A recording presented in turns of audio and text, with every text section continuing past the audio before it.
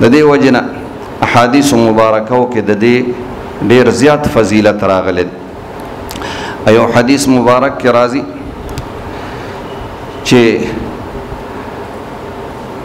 د ذوالحجې په دې 10 ورځو کې د هر یو عمل ثواب ډیر زیات دی. نو لہذا کچا په دې ورځو کې د ذوالحجې په دې 10 ورځو کې د اختر ورځ پرې ښودله او دا 9 ورځې چې کوم دی روژې ونیولې، نو د هر یوې روژې ثواب چې کوم دی د یو کال د روژو نیولو برابر دی. د هر یوې ورځې روژه چې سړی نیسي نو د هغې دومره ثواب دی لکه د یو کال روژه چې د نیولې وي، د یو کال د روژو برابر ثواب دی. نو عزتمندو که یو سړی د اختر ورځ پرېږدي، د اختر په ورځ باندې روژه نیول نه دي پکار،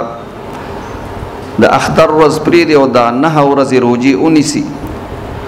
نو د 9 کالو د روژو ثواب چې کوم دی د نیولو دته دا ملاویږي. او څوک چې کوم دی یو کال مسلسل روژې نیولی شي، یا څوک چې کوم دی 2 کاله مسلسل روژې نیولی شي، یا څوک 3 کاله مسلسل روژې نیولی شي، عزتمندو په دې 9 روژو باندې چې کوم دی الله پاک د 9 کاله د روژو نیولو برابر چې کوم دی ثواب ورکوي. نو د هر یوې ورځې روژه نیول د یو کال د روژو نیولو برابر ده، او د دې شپو د هر یوې